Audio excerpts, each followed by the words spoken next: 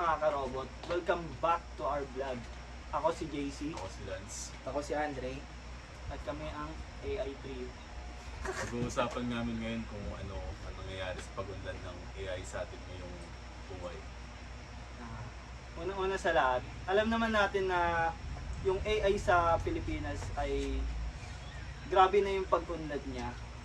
Hindi Powerful na sila, Hindi lang din sa Pilipinas, kundi Di lang sa Pilipinas, pero sa buong mundo talaga. Mm. Masasabi ko na yung AI, Part na ng buhay natin. part na talaga, parang na siya eh. Sixth sense na siya ng ating katawan. Hindi na siya mawawala Kasi, sa kahit anong kumbaga cellphone, pagkagamit. hawak mo cellphone palagi. Pero, Pagbukas mo, AI na yun. pero ang tanong ko, yung AI ba is, Nakakabuti o nakakasama. oo, Sa akin pre, medyo off ako dun eh. Kasi di ba, biro mo, punta tayo sa mga fast food chain ngayon. Oo. Tulad ni McDo, Jollibee. Dapat dati, nakikita mo, yung employee nila, sobrang dami. Kumbaga, Oo. trabaho yun pre, trabaho ng mga tao, sasahuran sila. ngayon, Ngayon, inaagaw parang na kiosk na lang, pindot-pindot ka na lang. Inaagaw na ng Oo. AI yung trabaho ng Eh di mga syempre, magbabayad tao. sila man doon ng pang nila, program nila doon. Mm. Eh magkano lang babayad nila? Yung business sa tao, yung may trabaho sana yung tao. Tama. Pero sa tingin ko disadvantage sa may advantage din. Advantage sa mga, alam mo yung mga nagpapatrabaho. Oo. Disadvantage sa mga nagtatrabaho naman. Mas Siyempre, mas nabawasan kasi. nakakamura yung mga nagpapatrabaho kasi siyempre nakabawasan yung crew. Pero yung mga, alam mo yun, mga gusto magtrabaho, hindi nila napapasok. Agree ako sa iyo diyan, may advantage din talaga at disadvantage din. Yung advantage naman sa akin para katulad natin mga tayo, IT programmer. Oo, advantage tayo dyan. Advantage natin, mas madali tayong makakapagganap ng source code sa internet. Madali tayong makapag-research. Yung disadvantage naman, sa sobrang nating gustong makahanap ng mga madadaling source code, di na natin siya na pag-aaralan ng maayos. Parang wala rin tayong Wala lang. natututunan. Kinuha mo lang yung code mo sa internet lang, kay AI lang. Hindi, kumbaga, doon ako kumukuha ng ideas. So, Pero okay like, lang. paano kunyari, pag sinabi, explain sa'yo to, wala, yun ang disadvantage mo. Tsaka eto pa pre, nabalitaan nyo ba yung sa US, yung naban yung TikTok? Oo. Ayun, kasi daw, yung TikTok may yun eh, may AI na software yun eh. Kasi daw yung TikTok daw, meron siyang privacy na nilalabag sa US. Parang may kinukuha siyang data ng user. Eh? Oo.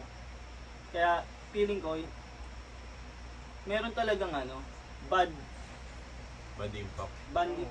bad impact yung sa ating mga yung tao. AI. Kasi Oo. kung kinukuha yung mga details mo doon, mahirap yun pre. Mamaya binibenta na sa black market yun.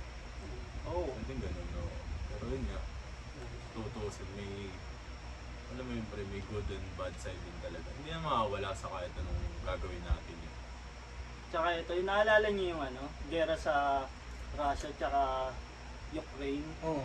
Di ba AI maraming na rin maraming dun kumalat na video na fake siya Mm. or gawa sa deep fake. Siguro yun nga, isa rin sa mga, AI din yun. Isa rin sa mga bad side. Kumbaga, isa din nagkikreate talaga. ng AI na tao, pre. Kumbaga, alam mo yun, may mga ibang taong naniniwala na hindi alam na AI yun. Kumbaga, nakikita nila yun as totoong tao. Eh ngayon nga, di ba? Pwede nilang mapeke yung isang tao, pre. Kaya, alam mo yun, medyo bad talaga yun. Eh ngayon nga, di ba yung mga picture ngayon, pwede mong gawing AI, yung mga makikiss Oo. na tao. Oo. Pwede mong gawing Alam, AI pwede kang yun. gumawa ng malalang issue sa isang Mm. gobyerno gamit yun. Kaya, Pero ano medyo ba malaking talaga? impact din. Pero ito ba talaga? Agree Ah. ba talaga tayo sa AI or hindi? Yun lang naman kasi yung tanong din. Sa akin naman, Agree ba kayo? 50-50 eh. Oo. Kasi meron talaga siyang Disadvantage tsaka advantage sa Oo. tao. Sa buhay ng tao. maganda rin naman talaga kasi yung advantage. Pero siguro parang dapat maging handaan yung mga tao na andun na tayo sa puntong dapat patapak na tayo Siguro- sa isang AI. Oo, Ganun talaga. sa future na Siguro nagre-rely na tayo din sa AI. Sa akin na lang, siguro self-awareness na lang sa paggamit ng AI. AI. Ano, AI. Wag Huwag abusuin. gagamitin kung saan Wag masyadong abusuin at Tama.